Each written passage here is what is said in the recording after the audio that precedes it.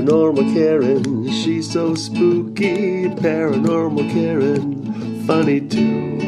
Paranormal Karen, she's so spooky. Oh, and did I mention she's funny too? Yeah, cha-cha-cha. Hey, everybody. Welcome to Paranormal Karen. Sign up for my email list. Sign up for my Patreon. Things are happening. I don't know. Today, I'm super excited. You hear me talk about this guy all the time. This is my mentor. This is the person that keeps me safe and probably one of the people I trust most in the world. Thomas Durant is here. Can I say paranormal expert? How's that, Tommy? I mean, consult. I still like paranormal consult. I don't want to get my Consultant, ego inflated.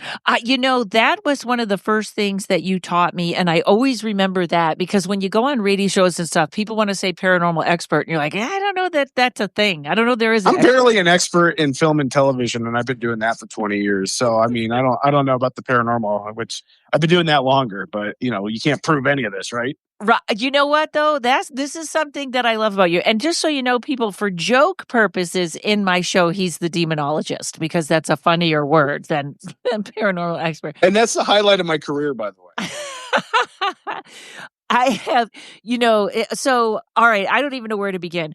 So, but I have to say, so whenever you send me a case or a question, it usually goes to me and then I take an attempt at it and then I check with Tommy. That's how this goes because you just have years of information or tweak this and I'll say this so when people say there's something in my house, there's a questionnaire and I swear to God, Tommy, sometimes I email you that questionnaire and you have answered it before I think the email can even land and you know exactly what's going on. So let's not, we'll keep our egos in place, but let me tell you, this is again, no one I trust more. So and you have a great podcast called Can You Believe This? A video cast. We're going to get to that. Okay. So when you were a little kid in New Hampshire, you were walking around, there was things showing you around the land, wasn't there? Well, yeah. So I used to, the majority of the time when I was really young, I used to talk to this guy named Phil and I'm like, oh, that's my brother's name. And I always saw him in like a white t-shirt and like kind of brown pants, which very 70s and 80s. And for people who think the 80s were bright and colorful, it's like that was only on TV. Most of everything was brown and green and yellow, which was awful. Yeah. But I used to talk to Phil and then, he would always say, hey, tell your mom I love her and say these things to your brothers and sisters. And it wasn't until I was like 6 or 7 that my parents, they got angry. My sister got really angry at me one time for talking to him. And like, basically everyone was like, stop, don't do this. You're hurting us. And then I found out it's like, oh, that was their dad and my mom's ex-husband. And he had committed suicide on the property where I was raised. So that was kind of what started everything. But then, there's other crazy, weird stuff that would happen too on the property. Like we'd always hear our names being called by people that weren't there. There was like constant door slamming on the basement door, or it sounds like, something, rattling or trying to bang on the basement door, and just a lot of weird, creepy stuff that happened. So that was sort of my training ground, I think, for being able to, I don't know, for lack of a better term, withstand activity that got pretty crazy because it did get pretty nuts at times. But it started off pretty young. So I guess I was kind of meant to do this. For whatever reason. Yes. And also wasn't there a story when the first person actually took you on a paranormal investigation? Oh yeah, that was, so I had been doing paranormal investigation, ghost haunting stuff for a couple of years. But when I went to college, I met a guy named Anthony who was a hardcore occultist. And he's a great guy, if you think I'm knowledgeable, this guy puts me to shame. He's got an encyclopedic knowledge of different world religions, of the occult, different occult philosophies. Like he was the man. And so Anthony one day says, hey, I'm going to a place where these Luciferians had done a conjuring ritual that went wrong, and now they have something in their house. And I just thought, hey, why don't you come with me? Sure. Okay. Yeah. So that was that was kind of the start of doing demonic cases, and I still to this day, like, that's one of my top 5 probably craziest cases that I've ever walked into because of the activity and what happened. And just, man, it really, like, it still sends a little bit of a chill down my spine when I remember, oh my God, why did I keep going back after this happened? Like, that should have been enough for most sane people to say, no, don't do it. But yeah, here we are, 20 some odd years later, still doing it. Didn't a face pop out of the wall or something? Like something really insane. It was straight out of like the Freddy Krueger moment where like you could see him pushing through the wall, like the face through the wall. It was something similar to that, but it was the whole length of the wall. So, I mean, it had to have been 4 or 5 feet that came out in like a face. And my reaction was, Anthony, what the hell is going on here? And he goes, oh, just ignore that. Like, you can ignore something like that. Like, it's not going to break through the paint. Well, I mean, yeah. So I went around the kitchen, by the way. Like, I did not continue the hallway. I took the back way into the dining room where we sat down to interview the folks that had done the ritual gone wrong. And that was a whole nother interesting story. Those people, it seemed like you would think if you're going to do a conjuring ritual, you would understand that you have to end the ritual when you're completed, and somehow flip their mind. Okay, so they started something and they didn't finish it. So even the thing was like, are we done? What are we doing? Right? Yeah, occultism is not for people that have ADD, because it's it's not like just leaving something on the stove and it burns. It's you literally are basically setting the house on fire, and then you become that meme of the dog with that burning house saying, this is fine. And it wasn't fine, and it got worse. And that's why they called Anthony, because, they were like, hey, we need somebody that actually knows what they're doing to get rid of this. So do you think the thing that was in there was just happy to eat their energy, or did the thing was like they must have had an exchange, right? Was that what they did? They conjured something for an exchange? They conjured it, and from my remembrance of the event, they conjured it and they didn't think anything happened, which is why I think they didn't actually finish closing out the ritual and send it back. So I'm pretty sure this thing just played the trick on them of, yeah, I'm here, but I'm not going to let you know I'm here because time doesn't exist to these things. So it didn't start manifesting until days later. And it escalated very quickly. So I think it was, hey, let me get in here, because again, for like we've talked about this, I think, in previous podcasts, there's like these stages of demonic infestation or demonic presence. And so you have the invitation stage where it has to be invited in, an infestation stage where it kind of starts making itself known, but it doesn't go full out. And then you have like an oppression stage where it will start targeting a certain individual, and then eventually leading to possession if it's a Abrahamic Judeo-Christian demon. So that's where I think this was probably headed down the line. But yeah, it luckily hadn't been going on for too long before they called Anthony, who then called me in for some weird reason I'll still never understand. Thanks, Anthony. If you ever listen to any of these, like, what the shit did you do, man? I'm sorry. You probably have to bleep that. Sorry. No, we swear here. Okay, good. I mean, we don't edit. We're marked explicit, but yeah, have at it. Also, so there's a couple of weird things because from all the conversations we had and stuff. So they may have conjured that. Sometimes you anchor it in the house and then people just move, right? Yeah, and then you'll have other people move into a place, and the activity will continue because the being is just there. And it's not to say that I don't think some of them can just move on and do stuff, but if they're tied to a specific object, or somehow tied to the property, or somehow tied to the house itself, or maybe they just don't want to move or don't know to move, then it becomes like a bigger situation. Wow. It's yeah, because there was only that one situation. This is how that one time that I didn't send you a form and I was like, oh, this is a friend and we're just gonna pop by. And that was sort of the and then you were like, this is why we always send out a form, because it was the most horrible thing ever. And Jen was on the phone with me, and like a couple days later, it pops up at your house. And that is because you are the threat, correct? Like it doesn't get. I don't want to be that egotistical. I think they know that there's different parties involved, usually before people even know. So it's not uncommon for these entities to bilocate or to try to intimidate the folks coming into it, likely for more food. If they're feeding off our fear and energy, like Monsters Inc. creatures, then they're gonna try to go do that. Luckily, I do not scare easy with that stuff. But it's still, I do a lot of work on the places that we live to try to keep it safe. And generally, it's hard for things to get in. But it just so happened to be at a time where there was a lot going on with work and with us moving and all this stuff that it somehow got in. So it was an interesting experience. But it happens to everybody. It happens to priests. It happens to folks that have been doing this for decades.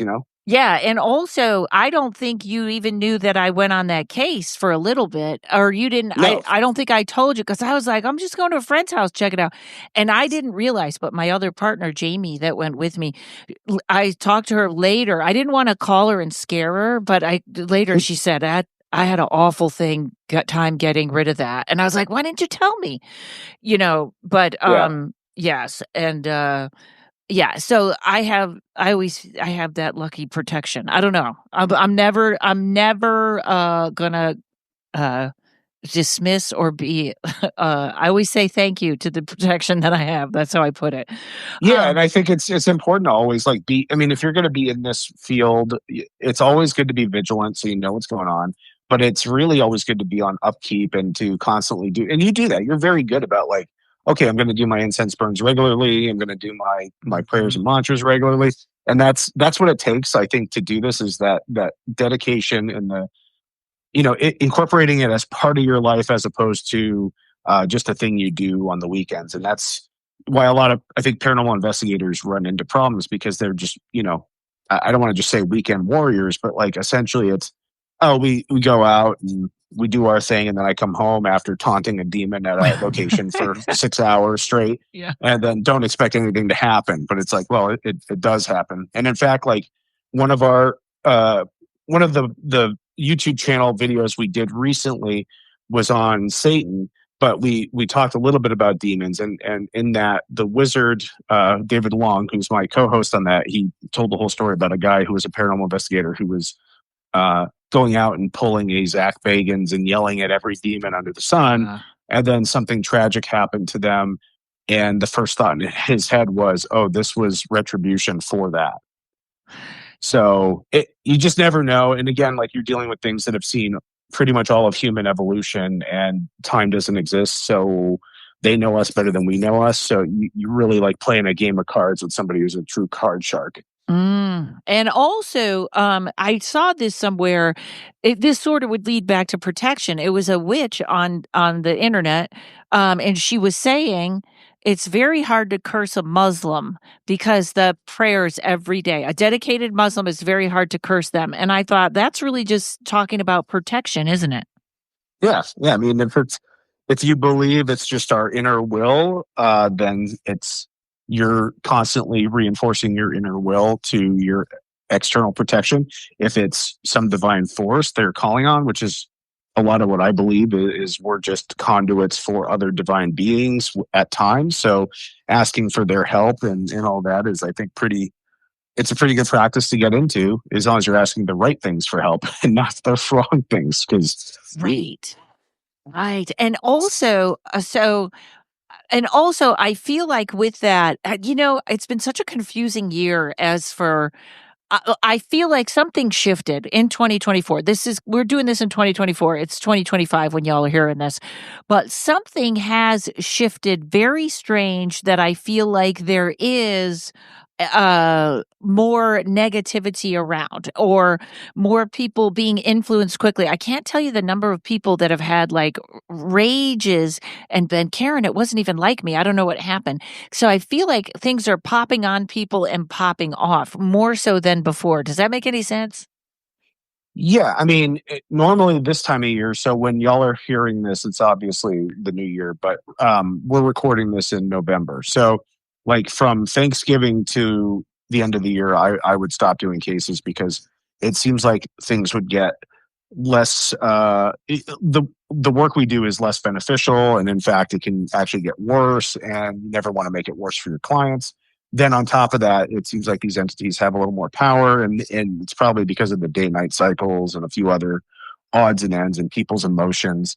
But given the fact that in the US specifically, with this political climate and the divisiveness in our country that is only being propagated by the media, then we're really running into, you're already driving people to a point of being angry, and then add things like inflation on top of that, add things like health problems on top of that, add all this other stuff.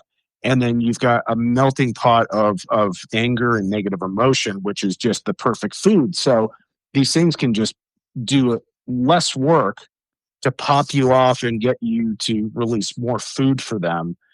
So yeah, I mean, it's like, is the cow going to go out and graze for food, or is it going to go to the trough where the food's always available? It's going to go to the trough, period. Mm-hmm. We did it. We did it. I'm gonna take a break real quick. We'll be right back, folks. Hang tight. More to come. More demons to come. Hi, everybody. Do you love everything paranormal, supernatural, or otherwise spiritual? Well, of course you do. You're listening to Paranormal Karen. If you like some humor sprinkled into your morning commute or wherever you listen to your podcast, we don't judge. We've got the most fantastic paranormal podcast for you. I'm Dana. I'm Matt. And I'm Megan. We'd love for you to join us at Supernormal on YouTube or wherever else you get your podcast fix. Trust us, it's weird, it's wild, and a whole lot of fun. I'm not weird. You're weird. Here we go. Okay, so if you were hearing a little, that was Tommy's beard, but it's Not a demon. Not a demon. It was Tommy. I know people are gonna. I heard a demon. Sometimes I burp. I heard a demon on your cast. So it's now, not an EVP. It's just my beard.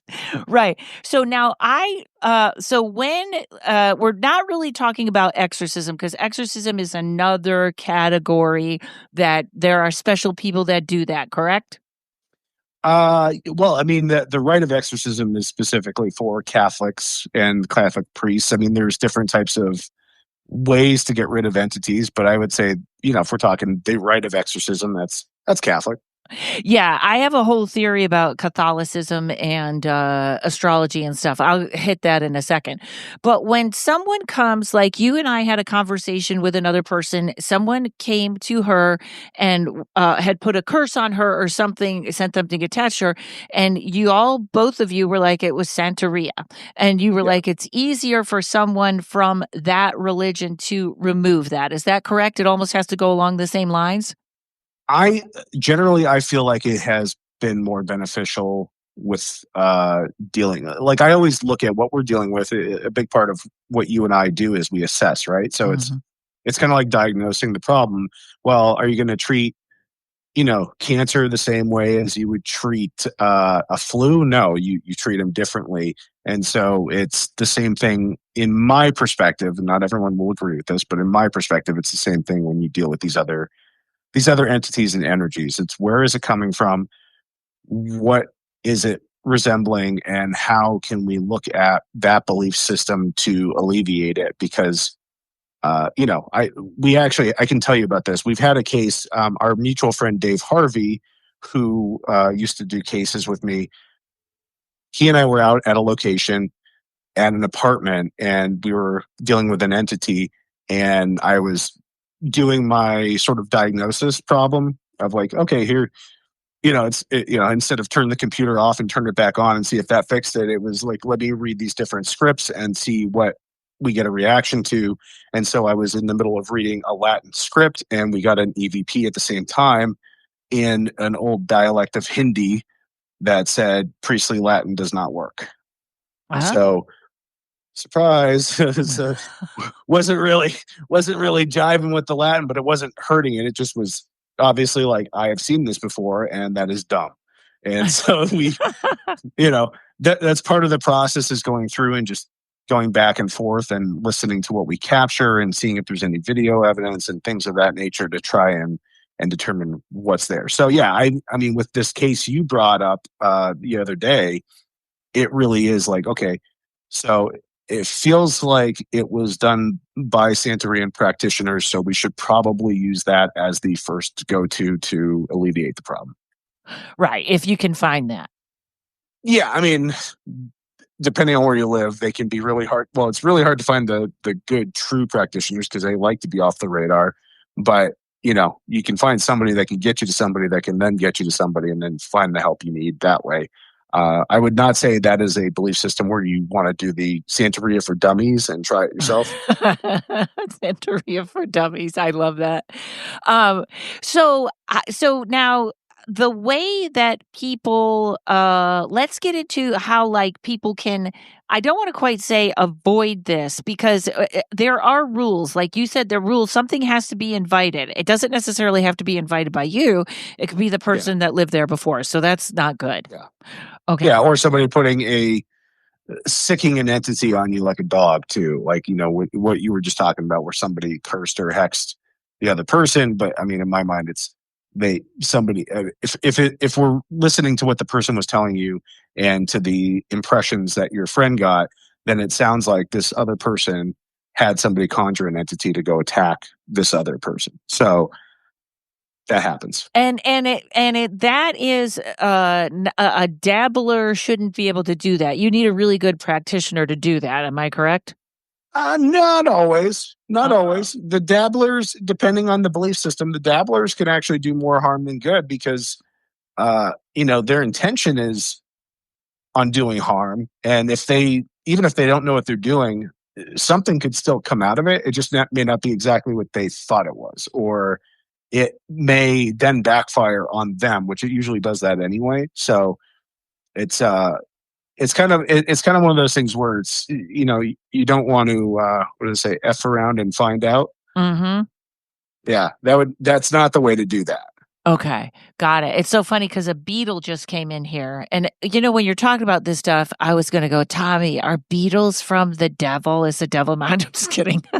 Because people like, there's 4 flies in my house. I'm like, I don't think that's enough. I've been in homes where we've had demonic oppression happening, and the fly thing is real. It's just you're talking hundreds and thousands of flies, not just like 5. Wow. Okay, so and it's gross. Oh wow. So I hate flies. I don't like flies. I don't like grasshoppers. I know everyone likes them, but I don't like Really? the knees going backwards. I've had houses infested with crickets. Infested. And everybody's like, they don't do that. And I was like, yeah, they do. Turns out they do. And I don't know what that was about, but I can't stand it. So it's interesting to think of the rules. Like that other thing was like, you can read Latin all day, we don't care kind of thing. There's also sort of is it kind of like a military on the other side? I mean, I remember one time this guy that had a very, very intense haunting, and everybody was like, you got to interview him. And I was like, it felt too live to me. Like I was like, it sounds like not the time. And he had written a couple of books about it, and it just kept getting bigger and bigger. And he finally stopped because he wasn't places, and his friends were like, you're right. Why are you at the bar? Why don't you come over and sit with us? So it was literally imitating him.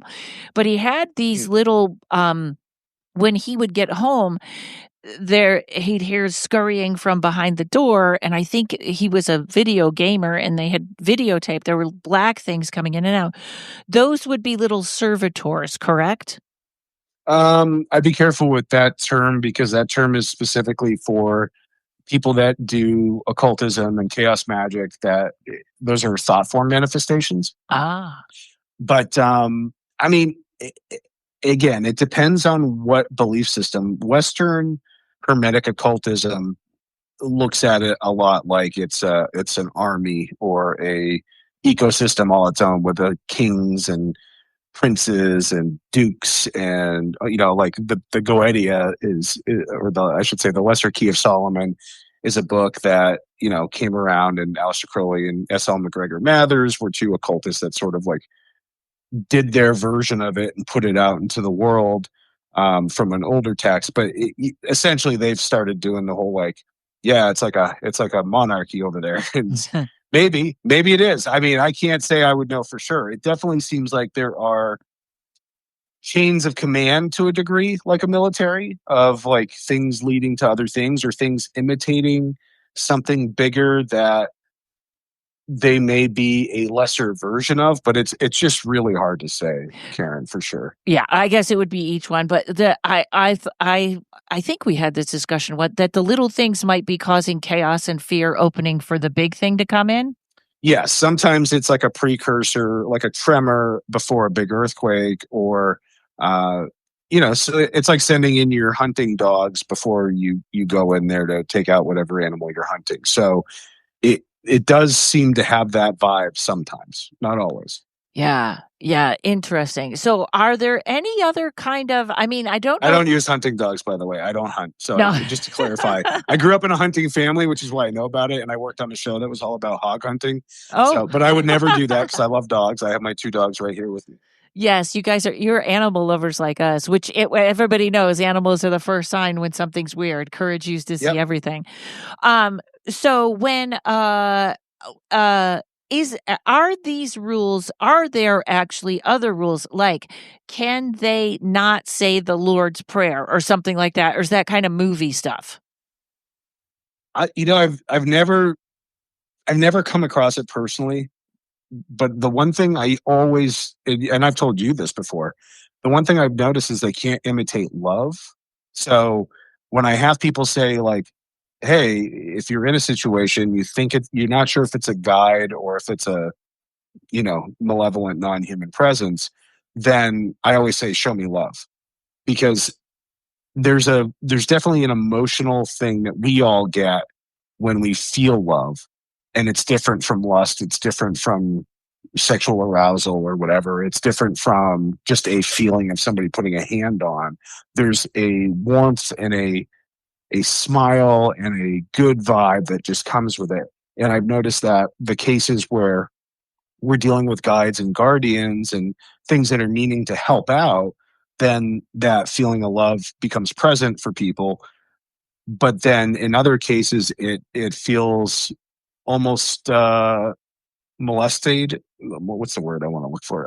It's almost creepy. It's almost it's predatory. It feels almost predatory, and there's something to it. You're like, that's not love. That's what you go to the red light district for. It's very Trumpian. Oh, there you go. Just grab me by the mussy. So so I think there's like definitely a vibe to that stuff that can help you kind of discern a little bit if you're in tune with your own personal emotions and feelings. So since probably a lot of people that listen to my podcast here, they do a lot of, talking to Hecate or Kali or a lot of stuff that is, I always stay away from that. I always try to just make sure I know what I'm doing or who I'm talking to. And everyone's got a different thing, and that's okay. Yeah. Is there any way, how would someone know? That's one good trick. But if they are being tricked, is there I know Dave Harvey once told me, if you think someone has I don't know if he said possession or attachment, he said, put holy water on your hand in a cross and shake their hand. And if they get very agitated, something's wrong. Yeah, so we would do that on cases. We had several protocols that we used that were that were unknown to the clients, so that we would be able to discern what's happening. I actually think it was the one that taught Dave all that. Yes, so I think he did say you taught him, but he's it's one of those things where like between the holy water in the hands or certain essential oils, depending on what we were dealing with, or like in my mind reciting various prayers, not aloud, so that the clients couldn't hear it. Mm-hmm. You could actually see changes in people's behavior very quickly when the prayers would start that seemed to be triggering what was going on. Oh. So there's a lot of different little, I can't give them all away because I just don't want, future clients to know Right, what's right. happening and then kind of react. But there's a number of those tools, and I believe the old Catholic priests use them as well to try, some of, not the same ones, but their own version of them to try and discern if something's actually happening or not. That's interesting because I know when I was in that bad situation, I always tell people I heard my tarot teacher say they want your mind. And I just kept looping over and over. My name's Karen Rontowski and I know who I am. That just was the loop. And then that book, The Exorcist's Handbook, she says she loops nursery rhymes because it's harder to grab a thought when that happens. But yeah, that's fascinating that it is a way to make them uncomfortable. Now, so once is it also, do they have to tell you their name if you ask? So they're master liars, right?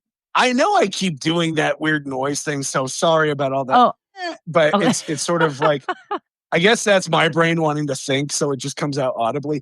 I would say that, again, it just depends on the entity and the situation, because the commanding of the name is an Abrahamic faith thing for the most part. So, technically Solomon held control over the Jinn, both because of the ring that he was given and by use of the names. So, I think that's a lot where that sort of comes from. Have I noticed that work? Yes. Will they lie?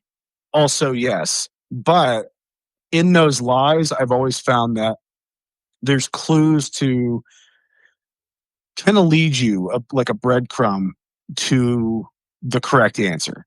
And it just takes a little bit of work and a little bit of know-how to kind of unscramble the riddle, so to speak. So that's what I have found. But I mean, honestly, that I don't think the name is as important for the most part as people give it credit, but it does hold some power over some entities. Okay. There's two guys Unless it's Bob. Is the name Bob? Then, I don't think Bob's going to listen to you regardless. Right. So sorry, Bob. There's two guys that I kind of watch sometimes on TikTok, and they're both Catholic, because really the Catholic Church has put that much effort into exorcism, I believe. Correct? They're the leaders in the darkness. I was thinking, because he was very judgmental about psychics and tarot readers, and so this is my whole theory: tarot readers and psychics and astrology. And he was like, "That's all the devil's stuff," which I had been studying that at one time. These were all things that the oppressed, women, minorities, this was their only way to have strength, whether it was voodoo or astrology, their only way to kind of feel some control in their life. And I was thinking, the Catholic Church probably causes more possession than, you know what I mean? Like, that's the biggest, sorry, but it's one of the biggest sex rings in the world, or pedophile rings. And I was thinking, I wonder if way back when they kind of got rid of Mary Magdalene, they pulled all the women kind of out of the Bible.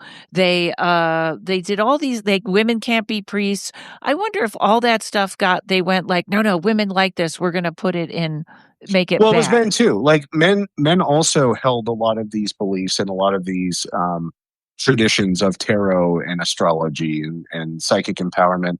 And so it really was that a lot of that stuff was actually still included in the faith for a while. I want to say until about the 1400s, if I'm remembering accurately. So it wasn't really banned until it became more puritanical, and they saw it as a way to start controlling. But then you have people like John Dee, who's with the Queen of England, and he was a huge occultist and alchemist, and he would do his astrology and psychic work on the side. He'd do these conjuring and sort of scrying rituals with another guy named Edward Kelly or Edward Talbot, depending on historically which name he was using. But yeah, this stuff was still implemented selectively, I would say, with people of various faiths in the sort of strain of Catholicism and Protestantism and all that. So I think it's just people got scared. It was like satanic panic before satanic panic, or reefer madness before reefer madness. They were just simply trying to control the masses. And in kind of the pre-Victorian and Victorian culture, it was also very like staunch and no fun, no excitement. And so you have these periods of time where things become so repressive. But again, I think that's why we're seeing the problems with the Catholic Church too, because they wouldn't be going after little boys and kids if you just let the priests have sex and get married. But they just will not allow it for some reason, because it's like, oh, I've given my body to God. Well, then get a vibrator, dude. Seriously. Yes. And also then they're creating shame, which is creating right and wrong, which is kind of making a place for these things to attach, doesn't it seem like? Yeah. It creates an opening in the door, which there have been some priests of the Catholic faith and some cardinals that have actually said, no, our organization has been infiltrated by the devil, and this is how it's coming out. So is there something to that? I don't know. I think people are just as capable of evil and good as any entity. I just also think that when you put certain rules on people, it creates more problems, and we as a species are just not always well equipped to handle certain pressures. And you can only do so much to fight your animal brain, your lizard brain, and the instincts that we have. Like, you can change all you want, but I mean, it's just not an easy thing. So, hey, if anyone from the Catholic Church is listening, then maybe you guys should really reform things and figure it out so that this stuff doesn't happen and you don't create more problems. Yeah, I mean, the one guy, there's a new guy that I was watching, and they really he's I like his story, and I believe everything he's saying. Just like Bishop Long, I believe everything they're saying, but there seems to be that stop point where the rules come in, and that's where I get, I don't feel like there's as many rules as they want us to think there are. Or, this guy was like, there's heaven and hell, and if you go to hell, you never get out. And I was like, that doesn't sound like a nice God. We actually, so on our YouTube channel, can you believe that? We actually did a whole episode on hell. And that was one of the things that David, who's a devout Christian, my co-host, we discussed. And in his research and in the belief system, it really is that once you're in hell, that's it, you're done. You don't have any chance of redemption. Whereas like the Buddhist version of hell, Naraka, it's oversaw by a Bodhisattva. But the idea is that you pay for your punishments and then you're able to go back out and try again. Yeah, I like that better. I mean, I just feel Me too. I feel like it can't, I listen to a lot of Gnostics, and I kind of, I see where they're going with that. Like, what kind of a God would get mad because you ate the apple from the tree of knowledge? What God doesn't want you to have knowledge? Like, that's an interesting question, all right, we'll take a break. We'll be right back. We're going to talk about UFOs. Hey, everybody, Paranormal Karen, what are you doing? Why aren't you taking CBD? Listen to me. P39CBD.com. That's where you want to go. That's where I go. That is where you're going to find the best. P39CBD is committed to providing high-quality, premium-grade hemp extract products. P39CBD uses organically grown, industrial hemp sourced from nutrient-abundant soils right here in the USA to ensure a therapeutic-rich CBD product. Now, if you're not using them on your pets, go take a look at the website now. CBD, especially for aging pets, is fantastic, and you know how animals react way better to natural products. Get a jump on your holiday shopping and give the gift of health. Give P39 all-natural CBD. Use coupon code Karen for 20% off. Order now and get a free gift. Now listen to this list. P39 CBD is non-GMO, lab-tested, no pesticides, GMP certified, all natural, family owned and operated business. I couldn't even think of anything to add to that list to make it better. P39CBD.com. Stop by and see what they're all about. And if you're in Arizona, Fountain Hills exactly, make a trip, go in and say hello. Say, I'm a Paranormal Karen listener. 16810 East Ave of the Fountains, Suite 103, Fountain Hills, Arizona. P39CBD.com. Get yours now. All right, so I'm kind of staying away from names and stuff, but there was a performer who was thrown out of show business because of the way he was treating women. Like, it was like Harvey Weinstein was like, we got to get rid of this guy. That's how bad it was. Wow. And That's impressive. I know. And all the women that he assaulted said his eyes turned black. That's interesting. right. But also somebody had said, a neighbor had said he used to walk around in a circle with a candle just all night. So I would say that I would think this person, this is my assumption, was making a deal with something, and that was how he was feeding it, off of the fear of women, or the women having fear. I mean, it's very possible for sure. I mean, he might have also just been fully under possession at that point, and the entity is creating the illusion that he's in control when it's not. Okay, because he's now all of a sudden Mr. Jesus. All these people are following him like he's Jesus, and I'm thinking, I wouldn't trust that.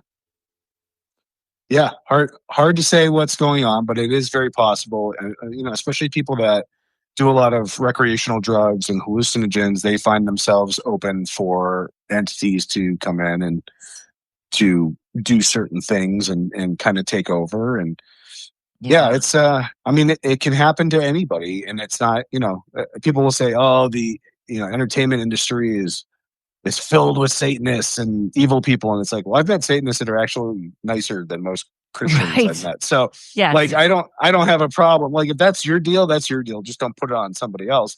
But the truth is, it's, people have the right to believe what they want to believe. But you have to always ask yourself, like, where does this lead? Where does this take us down the road? And are these entities, beneficial? Are they parasitic? Do they, if they want something in return, you have to think, well, who would want something in return? If it's a benevolent being, they're not going to ask for anything. Right. But, that's just my take on it. Obviously a very Western white man's take on it, but that's where I kind of stand with it. Also, like, even where I live, where, this upper East Coast corner is just crazy. A friend of mine has a house, and there was her childhood house. First of all, she stayed. Her son was always terrified of something that looked like a moose with red eyes that would come out of the closet. And no one goes in that room now. So they live in this house, but no one goes in that room. And she said now he's older, but he still gets really scared when he talks about it. Right? That's not good. Evil Bullwinkle. I know. Get Natasha to get him out. Yeah, exactly. Yeah, which that could just be anything taking a weird form, right? Yeah, exactly. Oh, I also just remembered my original point that I totally went away from with the Hollywood and Satanism. Mm-hmm. That's everywhere. So right. What I'm saying is, like, it pervades people in politics. It pervades people in Hollywood. It pervades people that, they're your plumbers, your masons, and the people that fix, your cabinets. Dentist. Your dentist. Like, there's just a lot of people that have different belief systems. I don't want to demonize those people, but bless you. Thank you. Yes. Yeah, go ahead. And where I was going with that is that also, which is why, now even when I get mad at someone, I use that. I know who I am. I know when I can't make a decision, I know who I am. And then I can make that decision quick, because I think that's really pulling that energy in. But I know she had in her house at one point, they would see all these people kind of dressed the same. Ushering into the house, spirits of that ushering. Her sister saw it or something, and there was a spirit under the bed, all this stuff. And I think some people do get caught up in a religious cult, not thinking it's a cult or something, and now you're creating weird hauntings, or all the young girls sleep with the cult master, and that can bring stuff in too, right? Exactly. It's all doorways and gateways to other things to happen down the road. And, things can seem innocent enough at first and then spiral out of control. Yeah. And then you're in a sex cult all of a sudden. Or at least that's what I do. Yeah. That's what I'm No looking for. comment. I'm not. I don't want to get canceled, so no comment. Right. So this is why. And I have one more case to ask you about, but this is why you're so credible, and people really have to check out on YouTube. It's called Can You Believe This? And it's you and your friend he wasn't a real wizard, which is my new joke is, Tommy, I studied under a sex wizard. Well, maybe he was an apprentice or maybe a gas station attendant. I don't know. Give us this for a second, because I have to tell you, this is a little video thing that you do, and I love it because it is great for beginners and it's great for advanced. Like, you really hit that span so well. Oh, thank you. Yeah, we tried. The channel is called Can You Believe That? And it's all about everything paranormal and weird. So I was running I was running 2 car shows, one for Discovery Motor Trend and the other one for YouTube.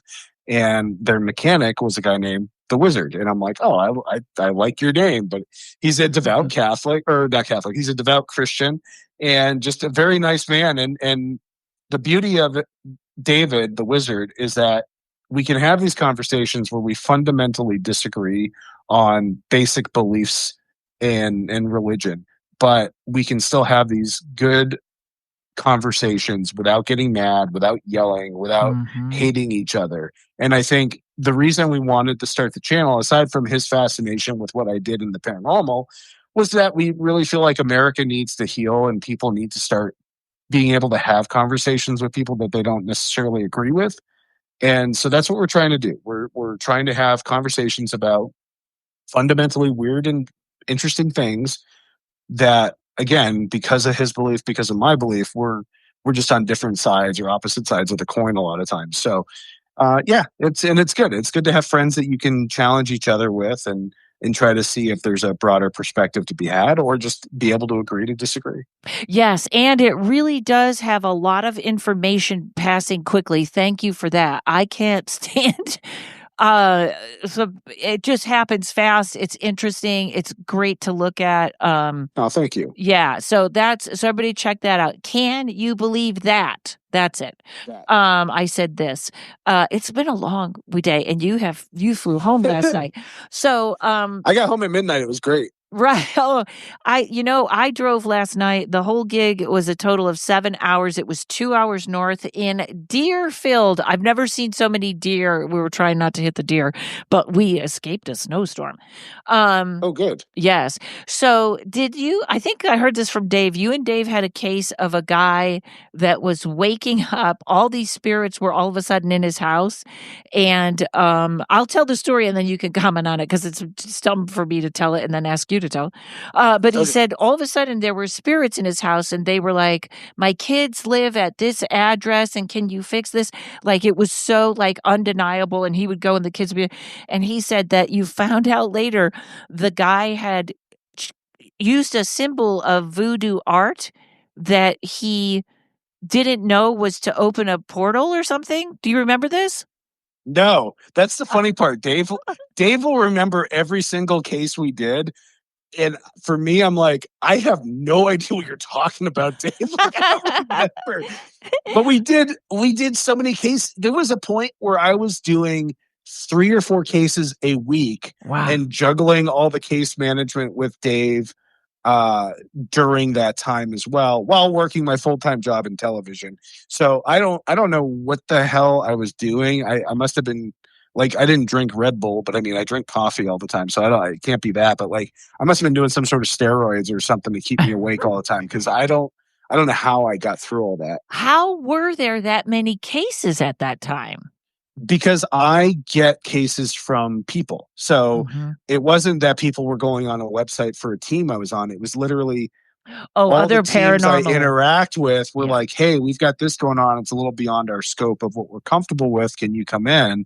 And because I consulted with teams all over the US, it was like just case after case after case. And, the only ones we would really go to were in California, with the exception of I flew to Michigan for a case, flew to, back to the East Coast to do some cases.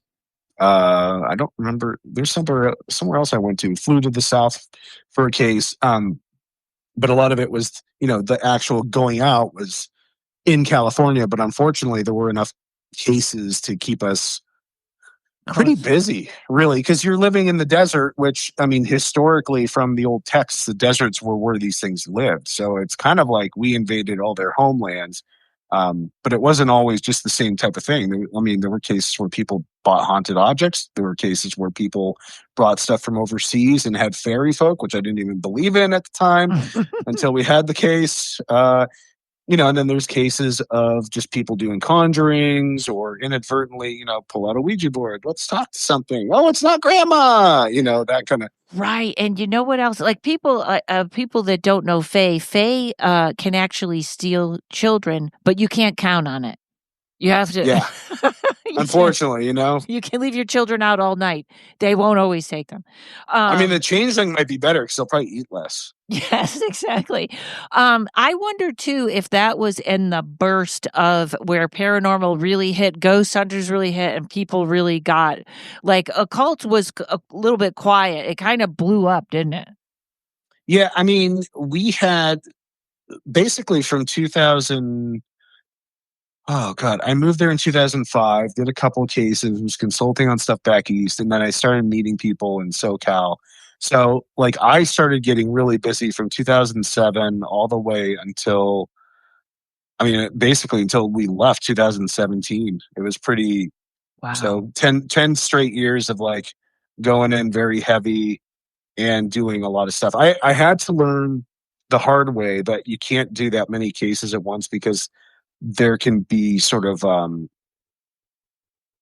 ways in which they interact with each other, or like you can kind of taint other stuff because you have too many entities you're dealing with.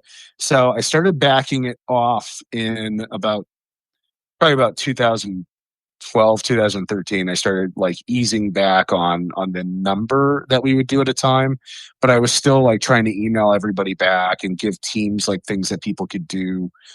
So that's when I started teaching the classes more to get people like, hey, here's some tools to just do the basics so that if I can't get out there or you can't get somebody out there that has this experience, then you at least can start people to find ways to give them a little bit of relief from the situation. So I thought the education route was a much better route because it's giving other people the tools and the ability to try to mitigate some of the problems.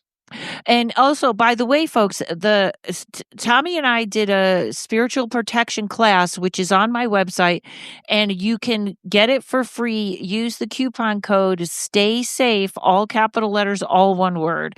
And most people really only need the first two classes, which is personal protection, and the second two are a little more about if your house is haunted or stuff. But I will say this: it comes with a PDF of all your like stuff, what is used for what. That is worth every penny you didn't spend on the class. Because sign up and get that for yourself just to have. That's all the herbs and oils and what does what. Yes. So you really have to write a book. I would if I had the time, and I'm a terrible writer. So I know. Unless it's voiceover for Ice Road Truckers, I'm not a good writer. And here's the other thing: it's like I never charged anybody for doing cases. Right. I never, the classes were basically here's like $30 to $50 for a class where it basically covered my travel and the materials, and we'd always give people something like a juju bag full of stones or some essential oil blends. So there was always like a gift for people in those as well. So it really was just I just want people to have the ability to stay safe and sane out there. And I know that there was a cost for the class that we were talking about, but I'm glad that we're able to give it for free to people if they really need help. Yeah, we were going to fund a special with it, but I went a different route. I'm still working on stuff, but yeah. She fired me. Yeah. She fired me from the special. That's not going to happen now. I don't think people are watching specials unless they're on Netflix. And I was like, I'm just going to do content. But I have to tell you, the way this story is unwinding, Tommy, I may change my mind. But anyways, because people that don't know, Tommy's an editor, producer, showrunner. You do everything. He has your documentary. Tell about your documentary. Which one? The The wolf feature one? Yes. Well, the wolf one is on indefinite hiatus. Although, unfortunately, because of the political administration, I think it's still viable. But no, it's lately I've been working on a health and wellness doc. It's put together by one of my bosses on my day job, and director Chris Bell, who did a film called Bigger, Stronger, Faster. But we're trying to like bring awareness of health and wellness and alternative health methods. So we did everything from stem cells to ayahuasca to ibogaine to hot and cold therapies, you name it. And the idea is to tell everybody like, hey, here's what actually works. Here's what moves the needle. Here's what doesn't. And it's really through the eyes of a broke down bodybuilder, Chris Bell, who just, he's a really sweet man, like a very nice guy, would give anyone the shirt off his back if he knew it was going to help them. But because of his sort of lifestyle of lifting the heaviest things he could possibly lift and, trying all the steroids, his body's a little broken. So we go on a journey to try to repair his body, but also to teach people like, hey, we've all lost people due to metabolic illness and disease, and we've all lost people to various, problems. Here's things that might help keep you around a little bit longer. That's great. And let me know when we'll put a little ad up for that on the podcast or whatever. We're pretty proud of it. Yay. We're pretty proud of it. Yeah, the wolf doc, unfortunately, we got beat to the punch there, and somebody else ended up doing it. But I still have the sound documentary out, and that's on Tubi and I believe Roku and probably on YouTube at this point. But that's called Sound Heals, and that's all about using sound to heal and to help people feel better and uplift your mood, which at this point we could all use. Yeah. And actually, what's the big thing now between readings is I hit the tingsha bells, boom, and that actually really clears my apartment fast. So sound does a lot more. Yeah. And I had two thoughts left. And what were we talking? I bet they're good. They are good. They're so good, I can't remember them. They went right out of my head. I know what it was. Here's the first one. So, folks, if you have a case, you send it to me. Email it to me, karenrontowski.com. I will filter it through to Tommy or make sure you have the right form, blah, blah, blah. So if you are having a trouble, email me. I'll get it to him. I feel like I'm like the transmitter. Like I have a web of people. Like if you need a healing, if you need you do. I mean, that's the thing, though. You've got a great database of friends and a Rolodex of folks that do different things. So having that is a fantastic spot. And then knowing that, hey, if it's something you don't have the answer for, you could go to somebody that you trust that can help discern. And it's good because like you'll throw stuff at me that you've also thrown to other people. And when we're all hitting the same thing, you're like, oh, good. Now we know what it is. Like that's so valuable. You get so many text messages from me. I'm always like, hey, whenever someone says something, you want me to check with Tommy? Okay. Oh, here's a real quick question. I was talking to a couple of people today, and one of them thought they had a haunted object, and they were like, we're going to burn it. And I was like, don't burn it. Don't do that. Right. Okay. Yeah, because it sets it loose, right? Yeah. Sometimes allow the entity to regain its freedom and not be bound to the object. So not an ideal situation. I would say usually what I tell people, and everybody has their own opinions and thoughts on this, but I'll tell people to get a big piece of red cloth. The thicker the better. That's my dog in the background, not a demon. Although she's growling like a demon. Don't be devil dog, okay? No devil dog. Red cloth. Put some salt, rosemary, and a bay leaf in there, which I know it sounds like you're making soup at that point, but you're not. And then wrap up the object. And if you have to get rid of it, I'd always suggest people throw it into the ocean in a place that's not going to come back to land, or bury it as deep as you can. There's quite a few things buried in Utica from me. I'm just saying. Yeah. I'm the deserts of SoCal are littered with my stuff. I just hope they don't build a bunch of developments. I know. Let's leave that there. Well, you know what? I don't even think we have time. So I'm going to say this last thing, and then hopefully someday you'll come back again because you are just the best. This is what I love about you. Like when, even on the topic of UFOs, maybe we can get one question in. You go and join MUFON. You are like not only this spiritual understanding person, but you get the facts, the figures, the stuff. And MUFON was a very hard test to become a member of, wasn't it? Well, you have to do field investigator training. You have to go through a fair amount. Like it's not, I wouldn't say it's impossible for most people. It's just, you have to be very diligent and go through their protocols because they only want you to do things their way, which is really hard for me because I like figuring my own shit out.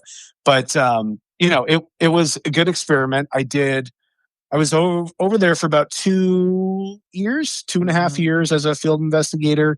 I won't say anything bad about the organization. If it's your thing, then I would say by all means do it. But I can say I learned a lot from joining the team and from the people I worked with.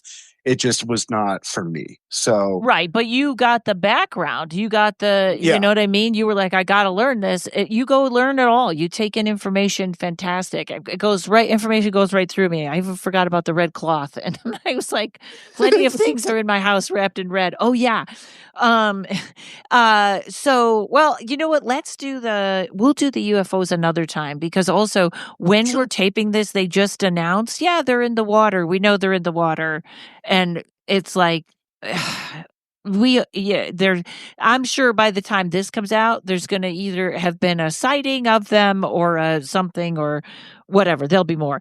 So, well, we had two congressional hearings, one with the House and one with the Senate, just in the last couple of weeks. And our channel, can you believe that, did a breakdown of the first of those two, where it was a Navy Rear Admiral, Lou Elizondo, who was a counterintelligence officer, part of the Arrow program, and then two other individuals, which now are escaping me. One of them is a gentleman from NASA. One was a journalist. Like, we did a whole breakdown on what happened there. So if you want to know about UFOs, okay, I'm gonna go. That's a great place to start. But then also, there's just so much information out there, and there's so much historic information that it's impossible to look at all the data and say there's not something going on. So yeah, I'd love to talk about it with you because it is my second favorite topic next to demonology. But then, we also have cryptids and other cool things. I know. Too. And the show is so good. All right, I'm going to go watch the UFO part because I have a friend that works in the Pentagon. This is coming up, folks, or used to work in the Pentagon. And she was like, I sent her a conspiracy theory and she rattled off like the whole thing. Oh yeah, that program started and da-da-da. And I was like, holy cow. So so not a conspiracy theory. It's real. Yes. Oh God. And she can point out, she's so knowledgeable for all the weird things, and she sent me that. That's the only reason I saw it. So yeah, so really. Well, I'm excited for that one. Yeah, I'll definitely let you know. I don't think we're going to use her real name, but we're not going to disguise her voice because it's weird. I mean, you can just blah blah blah blah. I know. We'll figure out something. But all right, Tommy, thank you so much for coming on. Thank you, Karen. I love you. You're one of my favorite friends. I love you too. Thank you for your friendship and keeping me safe and all that stuff, and for your lovely wife, who is one of my besties too. And folks, it is called "Can You Believe That?" is on YouTube. Go watch it. It's fantastic. And that is it for today. And my friend Thomas Durant. Thank you to Mike at Uno Rising Media. And folks, I'll see you all in 2 weeks. Paranormal Karen, she's a spooky kind of queen.